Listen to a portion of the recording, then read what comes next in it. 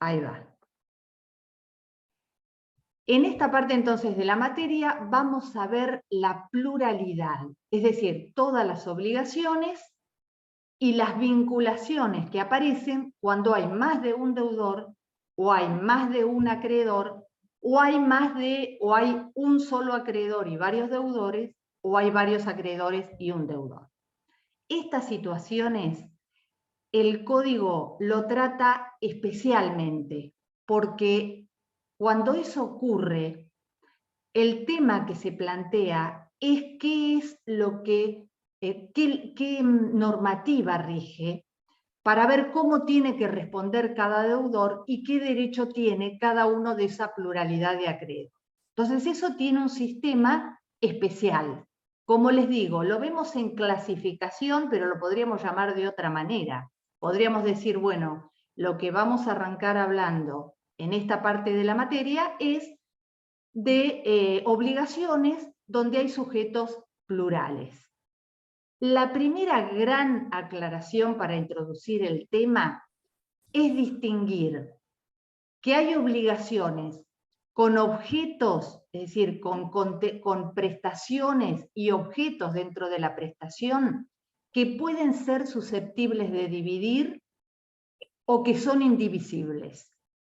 Entonces, las relaciones que van a ocurrir entre acreedores y deudores va a ser distinta según que la prestación que haya que cumplir pueda ser susceptible de ser dividida o no.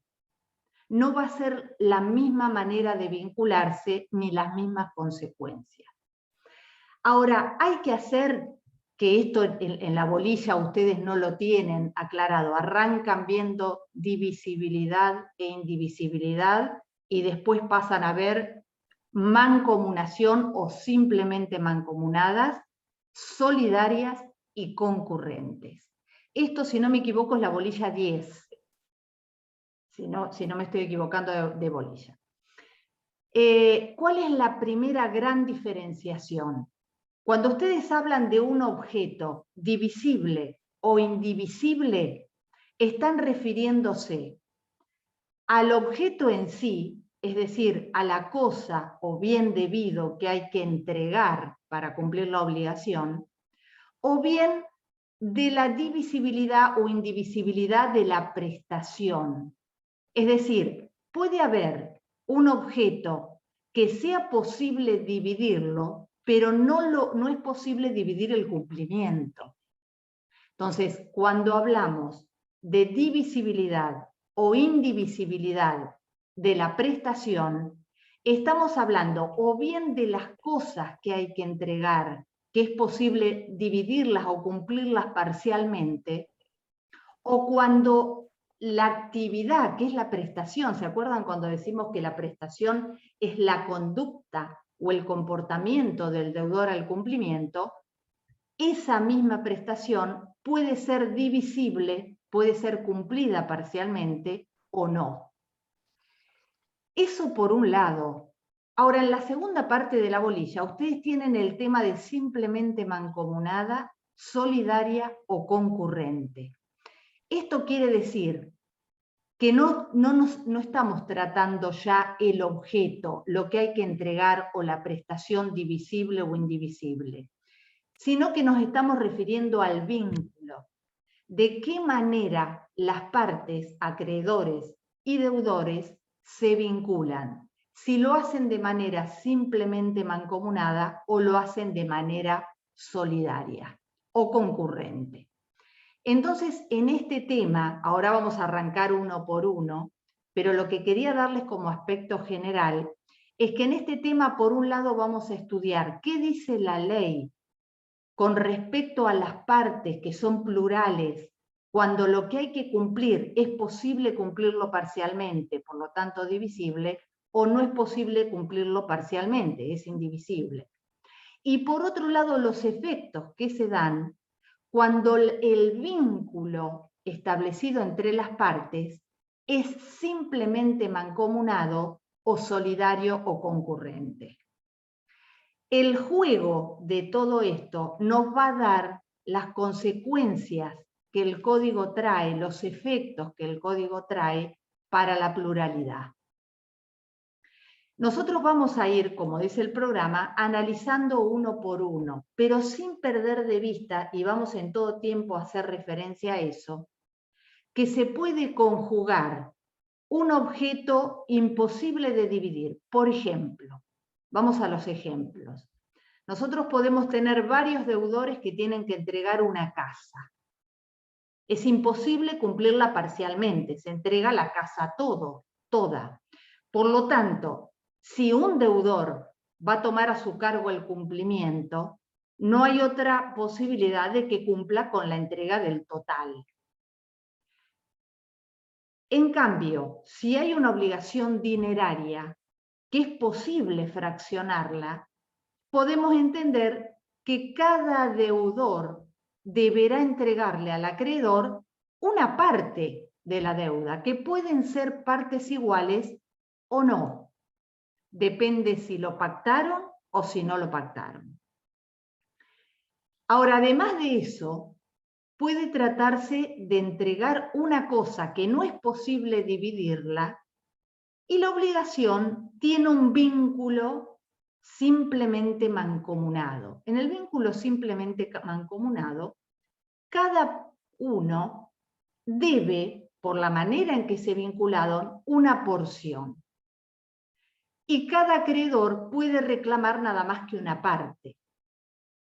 Ahora, ese vínculo va a tener todos sus efectos como posible de fraccionar en la medida en que el objeto sea divisible, porque aún se vinculen de manera simplemente mancomunada, es decir, cada uno debe o es responsable por una parte, si lo que hay que entregar como objeto es indivisible, ahí los efectos de la indivisibilidad van a preponderar sobre el vínculo.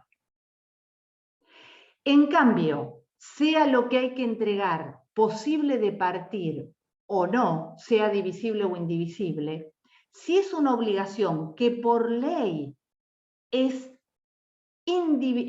solidaria o las partes han pactado la solidaridad, quiere decir que ahí el vínculo que establecieron obliga a que cada deudor cumpla por el todo y cada acreedor pueda reclamar el todo a uno de los deudores. Quiere decir que acá el vínculo empieza a tener más peso que la característica del objeto.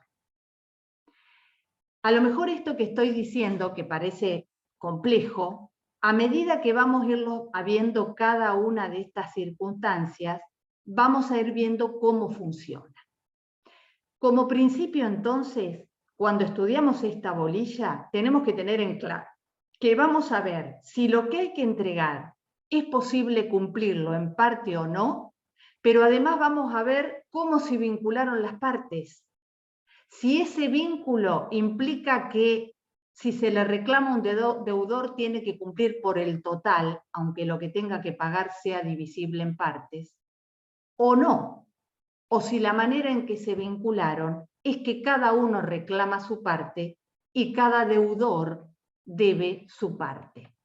El juego de objeto y vínculo es lo que nos va a dar la respuesta de la ley a la pluralidad de deudores y de acreedores.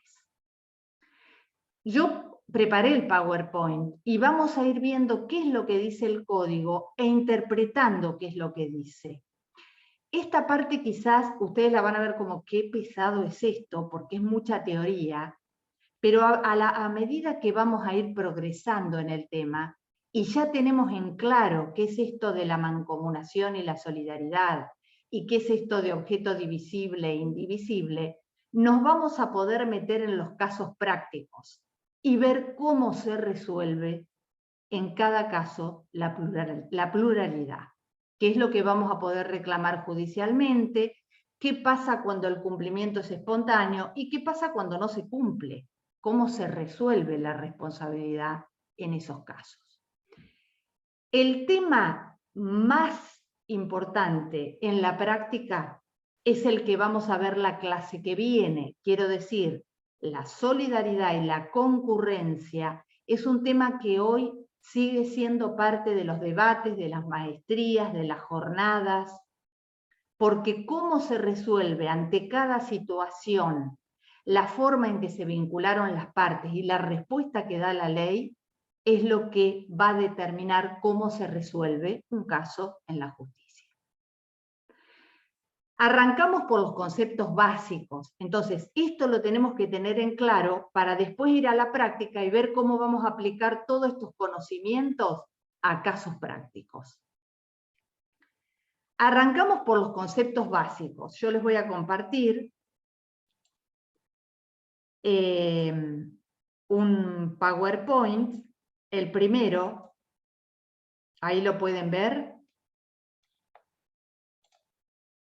y vamos a ir tratando de encontrarle una aplicación a cada cosa que veamos para unirla con algo puntual o algo práctico. La primera clasificación que tenemos en la bolilla, la primera manera de estudiar el tema es si el objeto o prestación, cualquiera de las dos cosas, es divisible o es indivisible. Esa es lo primero que vamos a estudiar. Con lo cual, partimos siempre de una idea.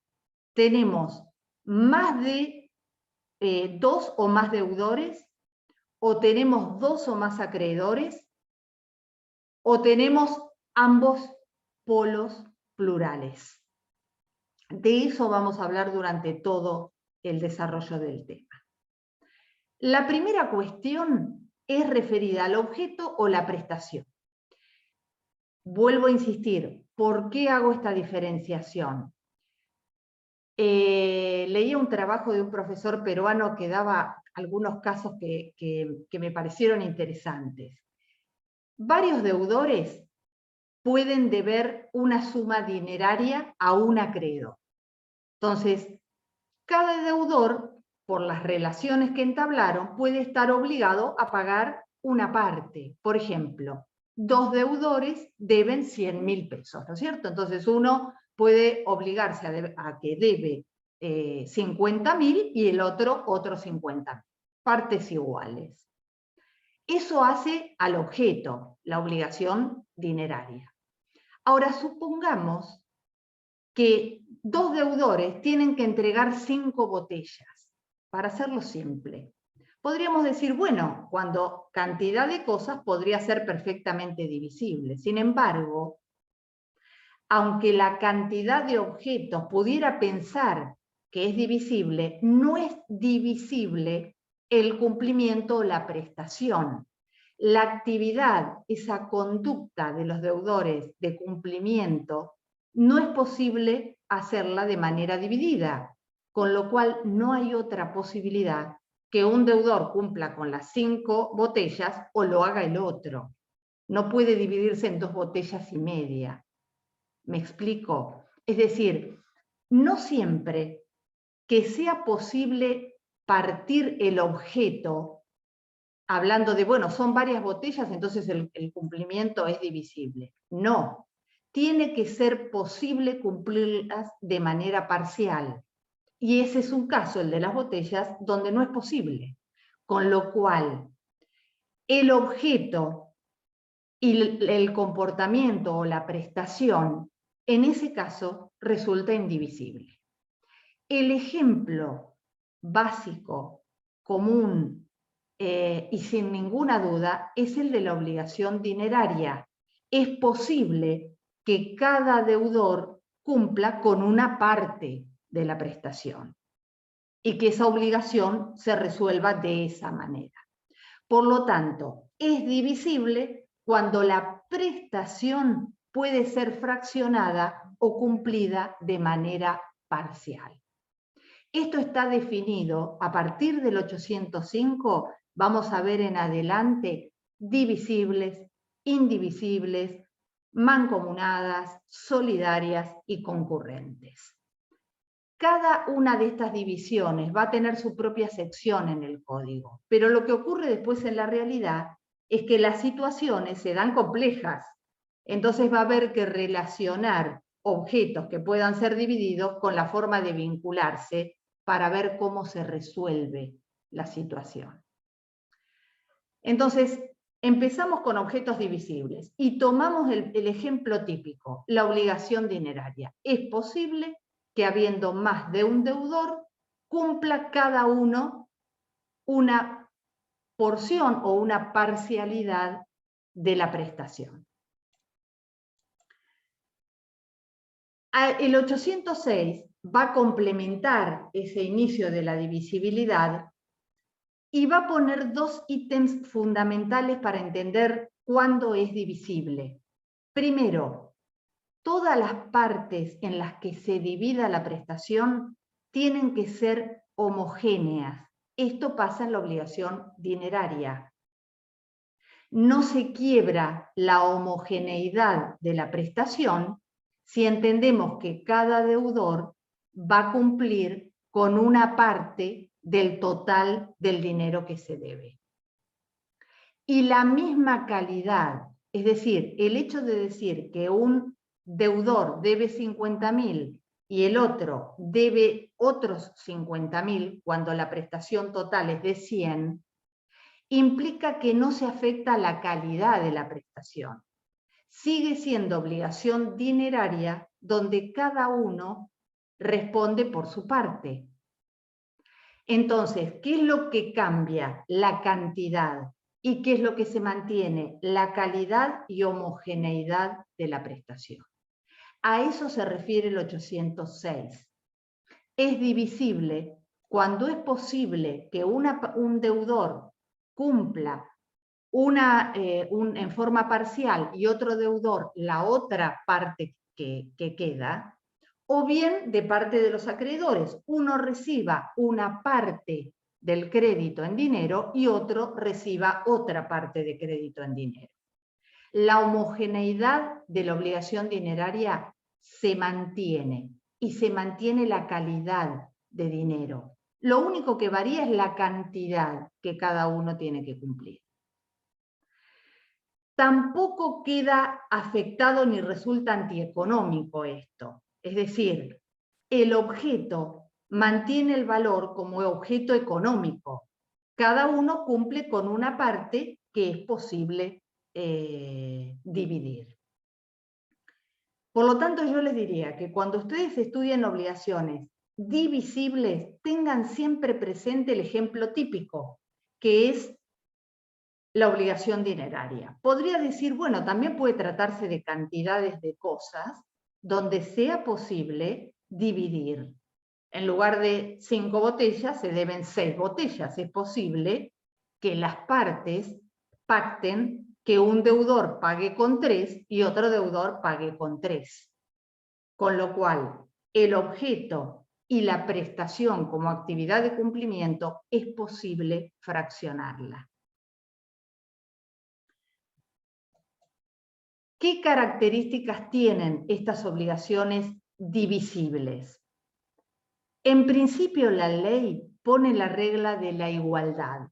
Es decir, ¿qué es lo que rige acá? Si las partes se pusieron de acuerdo en que un deudor va a deber 30.000 y otro va a deber 70.000, ningún problema, rige lo pactado. Por eso el código dice: el principio de igualdad de cumplimiento, cuando es divisible la prestación, es en condiciones de igualdad, salvo que por pacto de las partes hayan dispuesto lo contrario. Es una especie de regla subsidiaria que da la ley cuando no hay pacto o acuerdo de las partes. Se cumple por partes iguales. ¿Esto por qué es importante que lo veamos? Porque vamos a ver qué ocurre cuando en esta divisibilidad uno de los deudores paga el total. ¿Tiene derecho a reclamarle al otro o a los otros la parte que les correspondía en esa deuda? Sí, y eso lo vamos a ver como principio de contribución. Si es divisible el objeto y se estableció que cada deudor cumple con una parte, el que cumple el total podrá reclamarle a los otros la parte que a cada uno le correspondía en esa deuda. Eso es lo que llamamos contribución, el derecho o principio de contribución. Es una regla de reintegro. Pago el total, yo debía 50.000, el otro 50.000, pago 100, entonces tengo derecho, como deudor que cumple con el total, a reclamarle al otro la otra mitad que no pagó y que no me correspondía. Eso es la contribución, que se ejercita como acción de reintegro o acción de reembolso. ¿Cómo va a ser ese reembolso o ese reintegro? Volvemos al 808. Si las partes no dijeron nada, se entiende que cada uno debía una parte igual a la del otro. Si las partes pactaron la proporcionalidad en que cada uno debe, entonces lo que se le reclamará a los otros será de acuerdo a esa proporcionalidad pactada. A ver que voy a admitir a alguien más. Bien. ¿Qué características? Esto lo acabamos de decir recién. Vamos a la siguiente. Ahora, acá viene la cosa a ponerse un poco más compleja. Supongamos que mantenemos el mismo ejemplo, bien sencillo. Dos deudores debe 50.000 cada uno por el principio de divisibilidad. ¿Qué pasa si el acreedor le reclama a uno los 50.000 y este es insolvente, no puede pagarlo? Es el propio acreedor el que carga con la consecuencia de esa insolvencia. ¿Qué quiere decir? A lo sumo, tendrá que ir a una acción de daños y perjuicios contra ese deudor que no paga su parte, pero de ninguna manera la insolvencia de un deudor recarga con responsabilidad al otro.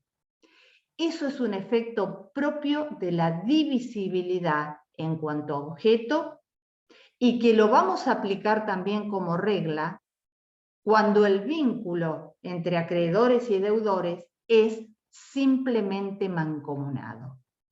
Y para adelantar, ¿qué significa que se vincularon de manera simplemente mancomunada?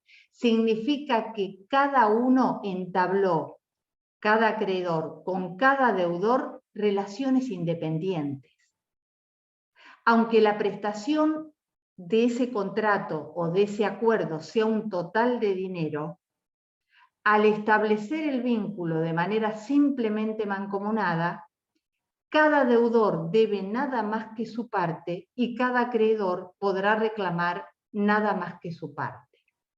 Entonces, siendo el objeto de la prestación divisible y la obligación vinculada de manera simplemente mancomunada, la insolvencia en el cumplimiento de uno no va a afectar a los otros.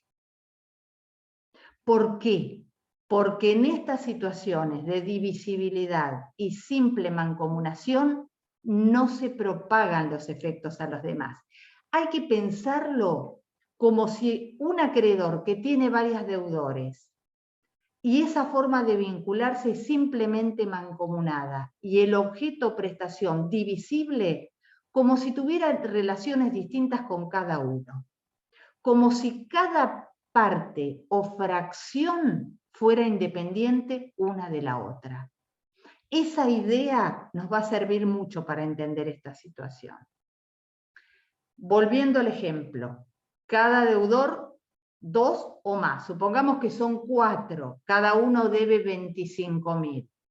Es como si el acreedor, vinculándose de manera simplemente mancomunada y de objeto posible de fraccionar, divisible, como si cada acreedor hubiera acordado de manera independiente con cada uno. ¿Por qué? Porque si tiene algo que reclamar el acreedor, no le queda más que reclamarle a cada uno su parte. No hay propagación de efectos. Si uno es incapaz, patrimonialmente insolvente para responder, esa insolvencia no va a afectar a los restantes. no va a incrementar la deuda de los otros. Sí, Eli, te escucho. Hola, perdón. Hola. Sí, Tengo sí. una duda. ¿Podrías dar un ejemplo? Porque no se me ocurre un ejemplo en el que la prestación sea una y se pueda dividir en varios acreedores, varios deudores que tengan como un vínculo independiente uno de otro. Sí. Me parece que son como obligaciones independientes y no logro relacionarlas con una sola Bien. prestación, ¿no? Vamos al ejemplo. Vos tenés una obligación, un contrato, ¿no es cierto? Que tiene como causa fuente un contrato, ¿no es cierto? Entonces, en ese contrato hay 4 deudores que deben 25.000 cada uno, de una obligación que en su total conforma 100.000 pesos que hay que pagar. Pero se establece que cada uno de ellos tiene una obligación, que esa obligación es divisible, es decir, es posible fraccionarla, y que cada uno debe 25.000 y nada más que 25.000. Por lo tanto, como no hay propagación de efectos, si el acreedor le puede cobrar 25.000 a 3, pero el cuarto es un insolvente, esa falta de esos 25.000 no puede recargar a los restantes, porque como está planteada esa obligación, los vínculos con cada uno, al ser simplemente mancomunados, no permite reclamarle a los que se comprometieron a 25.000 más que eso. Ok, estamos hablando de un solo acreedor y varios deudores. Y varios deudores. Okay, Entonces okay. vos ahí tenés divisibilidad en la prestación, lo Sí. mismo si fuera más de un acreedor. Cada acreedor, si de acuerdo a ese convenio puede reclamar nada más que una parte, no puede reclamar el doble, el total, tendrá que dejar a otro acreedor que cobre su parte. Entonces, estamos hablando de una obligación donde esa pluralidad, con un objeto posible de fraccionar, y donde se comprometieron y se vincularon de manera simplemente mancomunada, eso pone un límite a la relación. Ningún acreedor puede reclamar más de lo que por la porción que se le ha previsto en el contrato, y ningún deudor está obligado a cumplir con más de lo pactado. La obligación es una, pero los vínculos que se establecieron nos da la idea que existen como si fueran pequeñas obligaciones independientes dentro de una misma. ¿Se entiende? Es decir, la forma de vincularse simplemente mancomunada va a ser que cada deudor deba su porción. Y si uno es insolvente, esa porción no cobrada por el acreedor no puede recargar a los demás. Ahora, puede ocurrir que un deudor, por ejemplo, paga el total por voluntad propia. Bueno, entonces ahí sí tendrá derecho a la acción de reembolso contra los restantes por lo que haya pagado por ellos. Pero esa acción de contribución también tiene un límite. Si eran 25 cada uno, el que paga 100 le va a poder reclamar a cada uno de los 3 restantes solo 25. Porque es el modo como se vincularon, simplemente mancomunado. Cada cual es responsable de su parte y cada cual de los acreedores reclama exclusivamente su parte. Sí. Yo no sé si estoy entendiendo mal, pero ¿esto puede aplicarse, por ejemplo, en un condominio al pago de expensas o alguna obligación que tenga un administrador y que, digamos, cada condominio... Bien, ahí, por ejemplo, en el caso de las expensas tenés un ejemplo concreto, ¿verdad? Se deben expensas comunes, pero cada uno debe una porción. En la medida en que no esté dicho ni en la ley ni pactado el efecto de la solidaridad, la obligación siempre es simplemente mancomunada.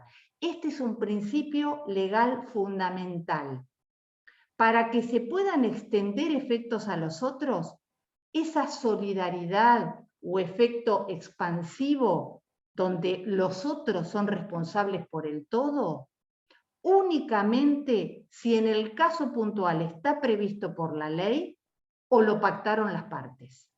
Si no es así, es simplemente mancomunada.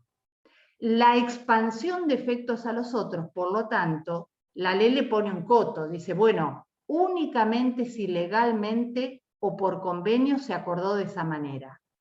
Si no, cada uno, el principio es que cada uno responde por la parte que se comprometió. Vos debés tus expensas, la porción que te corresponde de tus expensas. Ahora, otra cosa son las cuestiones impositivas, por ejemplo, que alguno las puede haber vivido, donde la ley puede establecer una solidaridad en el pago impositivo de una propiedad, por ejemplo. O en muchísimos casos en donde la ley te impone el cumplimiento solidario. Miren, les voy a dar casos para que ustedes vean cómo funciona. Esto lo vamos a ver más profundamente cuando veamos la solidaridad. Pero únicamente si surge de la ley que cada deudor, aun cuando tenga su parte, está obligado al cumplimiento del todo o a responder por el todo, o solamente su parte. Ahora, si la ley estableció la solidaridad, cada uno debe, si se le reclama el todo, debe cumplir, independientemente de poder reclamarle a los restantes la parte de los otros por las que respondió. A ver, ahí ya estoy con vos, Flavia, pero me estaba acordando una situación, supongamos esta misma obligación. Cada uno debe una porción. Ahora, esa porción divisible, primero tenemos que tener en cuenta que sea divisible, porque si lo que todos debemos, aun cuando nos hayamos vinculado de manera simplemente mancomunada, nos comprometimos a entregar un caballo, no hay otra posibilidad por la indivisibilidad del objeto que el acreedor le reclame a uno el caballo, aquel que decida reclamarle, o a todos. Pero ahí es la propia indivisibilidad del objeto lo que hace que se tenga que cumplir por el todo. Si el objeto es posible fraccionarlo y la obligación se pactó de manera simplemente mancomunada y no hay ley que establezca la solidaridad, no hay otra posibilidad que el acreedor le reclame a cada deudor solamente la parte que le corresponde. Y de ahí viene este efecto. Si uno es insolvente, esa insolvencia no va a perjudicar a los otros. Lo mismo podríamos decir que ocurre cuando uno cae en mora o cuando uno solo de los deudores es culpable. Ese efecto es absolutamente personal. La mora de uno, si es divisible el objeto y es simplemente mancomunado, no va a afectar a los otros. Flavia, sí. ¿Ibas a hacer una pregunta, Flavia? ¿Puede ser? Sí, ahí está. No, Sí. iba a preguntar si la imposibilidad de cumplimiento de alguno de esos deudores, ¿qué generaba? Me imagino en un incumplimiento absoluto, ¿no? Sí. ¿Qué pasa ahí? Bueno, si la imposibilidad, pensemos que la imposibilidad de cumplimiento para afectar la obligación y eximirlo de responsabilidad, tiene que ser una imposibilidad objetiva. Quiere decir, la imposibilidad subjetiva que yo alegue como deudor, que yo particularmente no lo puedo cumplir, no me exime. Con lo cual lo que ocurre en esos casos es que la imposibilidad va a afectar a todos. Es muy raro, digamos, que haya una imposibilidad individual, más bien podría ser de tipo subjetivo, pero la imposibilidad de cumplimiento como efecto extintivo y que permita no traer acarreada responsabilidad, tiene que ser objetiva, no subjetiva. La imposibilidad de cumplimiento la vamos a ver cuando veamos la extinción. Por eso digo, pensemos que para que no afecte lo individual, cuando es divisible y simplemente mancomunada, es decir, no se propagan efectos. ¿Cuándo eso rige en pleno? Cuando se trata de una insolvencia de uno, que no afecta a los otros, cuando uno puede quedar constituido en mora y no lo están los otros, por lo tanto no se puede considerar que son todos morosos, o cuando uno resulta culpable y no los otros en el incumplimiento. Eso no se propaga, son efectos personales para ese deudor y frente al acreedor. Distinto vamos a ver más adelante cuando veamos la situación, sea divisible o indivisible el objeto, pero de un vínculo solidario. Porque ahí los efectos se propagan, entonces la insolvencia de uno va a afectar a los otros. Va a ocurrir, por ejemplo, que la extinción de la obligación de uno en la solidaridad va a propagarse a los demás y va a quedar extinguida para otros. En la situación simplemente mancomunada y de cosa objeto divisible, en principio cada parte debe lo suyo, y las situaciones que tengan algo de personal, como la insolvencia, la mora o la culpa de uno, no propaga efecto hacia los restantes. Profe, y si el objeto fuese indivisible y digamos como que el cumplimiento es imputable a todos los deudores, Sí. ¿después eso se va a dividir con los daños? Bueno, ahí viene otra cuestión. Vos podés tener una obligación de objeto indivisible. Todos deben una casa, pero resulta que la casa no la entrega ninguno. Y viene el juicio, y en la responsabilidad por daños, ¿qué es lo que se debe? Dinero. ¿Y el dinero cómo es? Divisible. Entonces ahí lo que va a ser preponderante es ver si en esa posibilidad de pagar parcialmente cada uno una parte, esa obligación es simplemente mancomunada o es solidaria. Porque si fuera simplemente mancomunada, en los efectos en la responsabilidad, cada uno va a deber una parte, independientemente del objeto indivisible.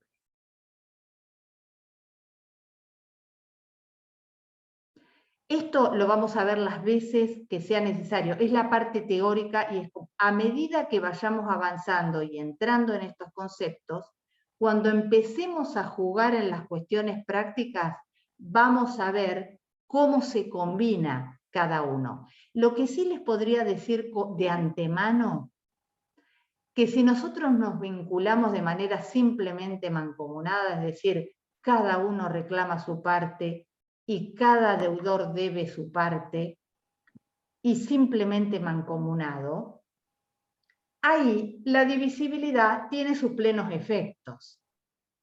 Pero el objeto puede ser divisible, y si el vínculo es solidario y los efectos se propagan, no importa que sea divisible en partes. Ahí va el acreedor a poder reclamarle el total a cada deudor. Porque ahí el vínculo solidario es preponderante sobre un objeto divisible. En cambio, si el objeto no es pasible de división, si es solidaria, bueno, se unen las dos cosas, ¿no es cierto? No es posible dividir el objeto y el vínculo hace que el reclamo del acreedor sea por el todo a cualquiera de los deudores. Ahora, si esa indivisibilidad del objeto, todos debemos un caballo y nos vinculamos de manera simplemente mancomunada, digamos, la responsabilidad en principio por el vínculo sería que cada uno debe su parte, la indivisibilidad del objeto va a ser preponderante sobre el vínculo simplemente mancomunado, porque no hay manera de cumplirlo que no sea por el todo.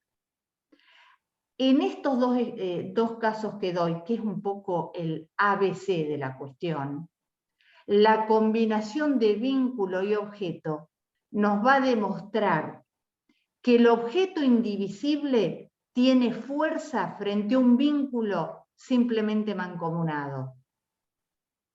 En cambio, frente a un objeto divisible, la solidaridad es preponderante sobre la divisibilidad del objeto.